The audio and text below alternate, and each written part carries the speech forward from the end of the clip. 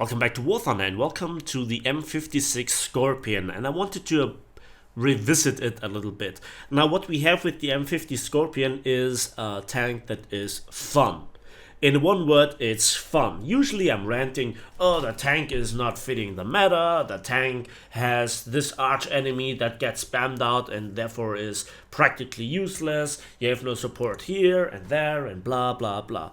With the M56 Scorpion, you have a tank that entirely relies on your skill, on your positioning, on how you drive the tank. It has not the biggest variety of tools at its disposal, but it is down to the essentials. You have no armor whatsoever. Even from the front, light machine guns can not just disable your gun breach, but also kill all your 3 crew members, namely the gunner, the driver and the commander. And you just have 29 rounds, but that's more than enough. So the tank is tiny, it's very fast with nearly a 30 horsepower per ton ratio, limited to 45 kilometers an hour top speed. I think the engine could do way more.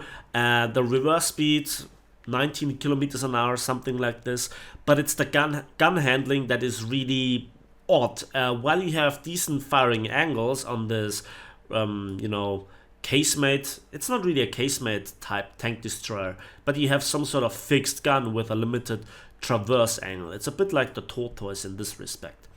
So the turret rotation speed is very slow, and this is the one thing that you really need to upgrade. You're so fast, you're so nimble, you can lay ambushes, and you have the right sort of ammunition for you. You have APCR and hash, which are both not really that good for the tank, but you have the very good combination of APHE rounds and a heat FS round, and eventually also a smoke shell.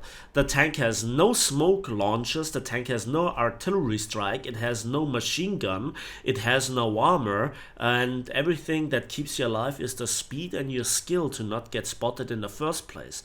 And I think that makes the tank so fun. And if we have a look at the tech tree, we have a huge variety of light tanks for the Americans, and I also count the Super Hellcat into that. And the Super Hellcat is probably the only tank that for me personally rivals the fun of the M56 Scorpion, and especially when it comes to the pure fact that you are so much more fun than the M41 Walker Bulldog, which on paper looks so much better, a high velocity 76mm gun with even APDS, 50 cal all around armor that protects you from light and even heavy machine guns. That seems to be a proper tank. The M56 Scorpion is pure fun. It's down to the essential, and I think that makes it so fun. So I have 2 gameplays for you, which are in games that I don't survive, but I want to talk about how to use this tank. It's so tiny, it can hide behind, obstacles that you don't expect it to be, and you can spot the enemy tank columns when they approach the target area. You're so fast that you get into those situations behind the building up front line, and you are like an agent behind enemy lines, and that needs a cold-blooded commander. So this is not a tank for noobs. This is something for cold-blooded bastards that try to just strangle the enemy teams, take out the most dangerous tanks of the enemy, and it has the tools to do it. But again, one final word about the ammunition. Unlike with the Object 906, which is completely stupid, have I said that even?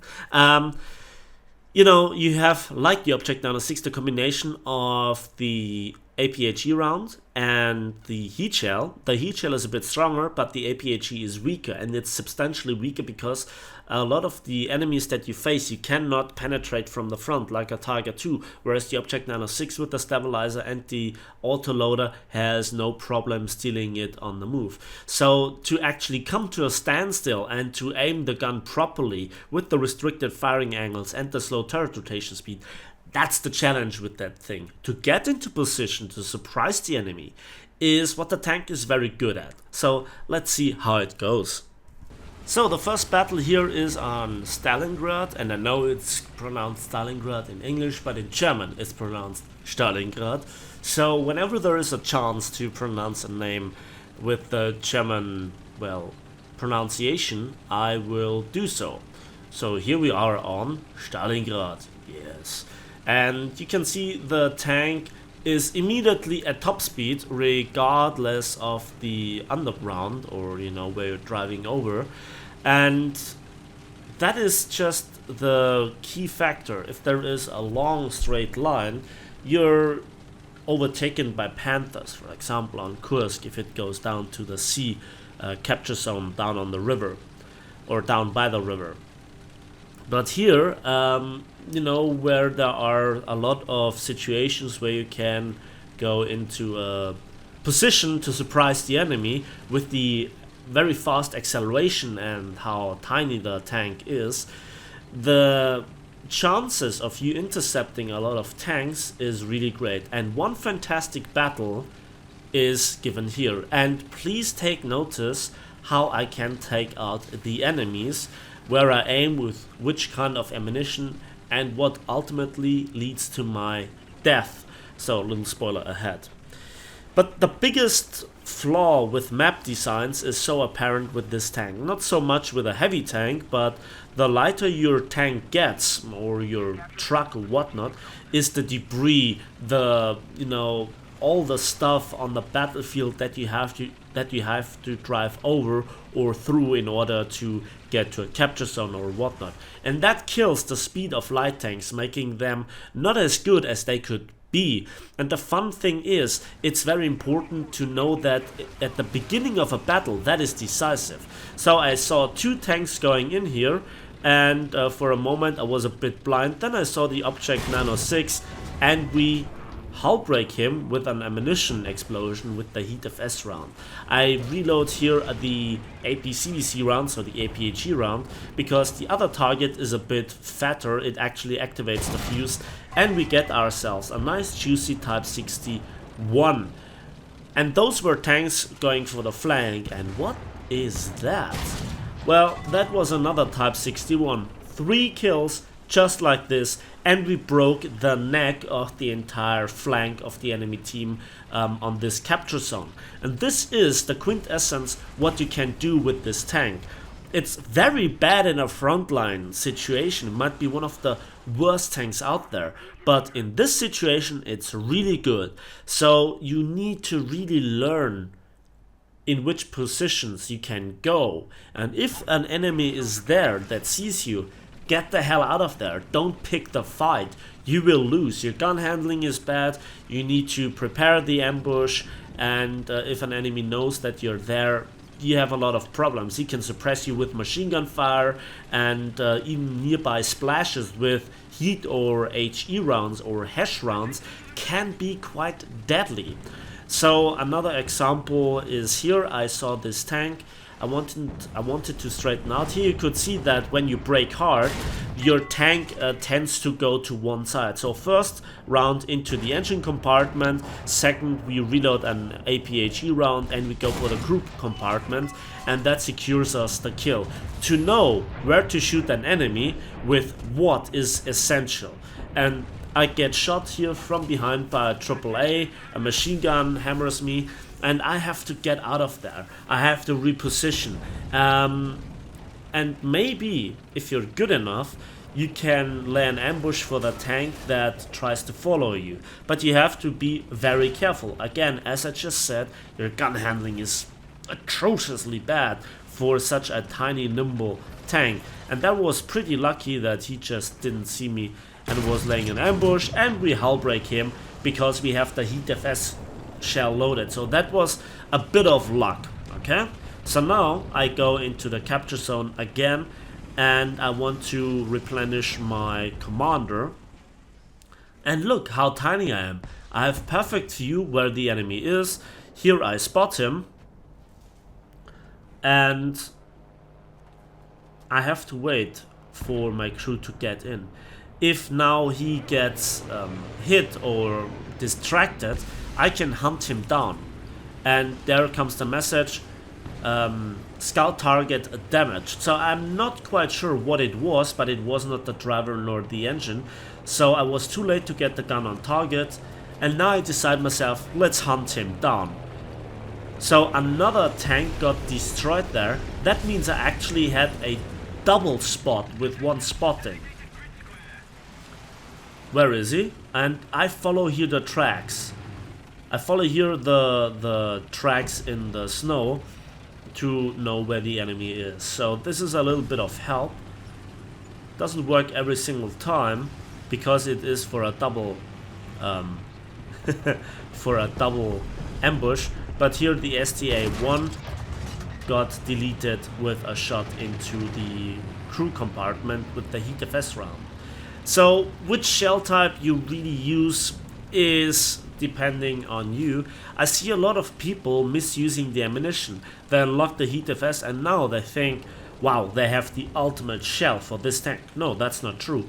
You need the combination of HEATFS and APHE depending on the enemies that you face, which shell type you have. So you never must get, you never must lose track of the ammunition that you have loaded. So here now I'm recapturing it. I saw that after 6 kills, when this cap was decapped, I saw it in the kill messages that one of our aircraft bombed the Tiger 2, I guess, who decapped it. So I knew I had all the time in the world. Now again with caps, it gives your position away. Be very careful if you cap. And you know, driving in the open to go behind enemy lines always takes the risk of you getting in a very bad situation where you just can't get the gun on target fast enough. So, little spoiler alert, look very closely. There I see the enemy and I couldn't get the gun on target. The tank just didn't react properly as I wanted it to react. So I got punished here by a M4A2, the Japanese Sherman. And now we are on Kursk. And Kursk is again a very, very good map for this tank. And a lot of people have absolutely no clue how many opportunities there are for light tanks to make a decisive advantage. A lot of players are just sniping here, for example, from this spawn on this ridgeline, and they're okay with just getting 1 or 2 kills. They're not caring about the caps, they're not caring about what their team is doing, in which state it is, and if they could have done better. So here, that is a big of a problem with this tank, that it has a limited top speed. I think it was designed that way, probably even with the transmission and the engine size and whatnot, so that it could be dropped from the air by a plane to support troops with some sort of gun, hence also the limited amount of ammunition. Well, I say limited, it's always good enough for a normal battle. So here you can see me scouting the enemies, and I go through the open field. This looks like being a very stupid idea, and indeed, if I got killed here, it would have been stupid and you wouldn't see the footage. And you know, this can happen from time to time, but this is a high risk, high reward kind of playstyle. You have those ridge lines and you have to use them. Remember, your tank is tiny, you can, you know, deploy camouflage on it with the bushes, and that means you can hide behind the bushes. And sadly I didn't record it when somebody in chat was, when somebody of the enemy team was killed, and he wrote in chat, "The bush was a lie." So that was hilarious. Sadly I didn't record it, and you know, you don't really see it in the replay either. So here I look around, situational awareness, when another light tank scouts something, and the HEATFS has great muzzle velocity. It's better to use it at long range, and I hit here the Panther in the engine, and he's trying to hide inside the river valley, but he burned down eventually. So that was good. I played with the thought of finishing him off with a second round in the crew compartment. So That's good. Now here I'm standing just still and I'm observing what's going on, and I don't want to run into an enemy like in the previous battle and have then a damn hard time getting gun on target. Again, the Object Nano 6 is so much better than the M56 Scorpion. Again, it deserves a battle rating of 8.7 in its current state because it's absolutely hilarious. It's not fun to play against it. In a heavy tank, it's just absurd to face this tank. You cannot even turn your turret, and before you have seen it, you have, you know, 3-4 shells inside your tank, disabling your mobility, disabling your firepower, your gun breach, and then that's it. So here again I decided to reverse a little bit to use the ridgeline, and I wanted to go into the area between the spawn of the enemy team and the city, or the village rather, but then I saw some movement behind me and I hit here the T-44 122. I reload an APHE round and we finish him off with a crew knockout. So you need to engage your enemies at best at medium ranges if they know that something is in that location, because your gun handling is very sluggish. You have it's comparable to the Jagdtiger even. Just think about it. On light tank, you have the gun handling of a Jagdtiger, and that is just awkward to say the least. So pre-aiming your gun, coming over ridgeline rather slowly, spotting the enemy, taking just shots at enemies that are unaware of. That's the game. That's the deal with this tank. And I think this is just so much more fun. It's just so much more immersive, and there is a much higher adrenaline level in my blood than usual, because it's just, you make one mistake and you get punished for it. You make a very good game and you have to be patient, you know, not just chase after the enemies. And even though your team is moving up with you at some point because you did the careful approach over the open field of Kursk, you see, it's always down to you. Now this Sture Emil just shows us now the limit. So I disabled his gun breach, and the gunner, I think he got one shot off, so he has a damn hard time to reload after his repair, so he's down for quite some time. So now I load an APHE round, and you can see he is angled at such a way that I cannot hit the ammunition. Lesson learned. Fourth shot, which was a lot of waste of ammunition, and we go for the casemate part from the front and we get a kill. Good stuff right there. So now I have to assume that I have given my position away, so that makes the next part not all that smart.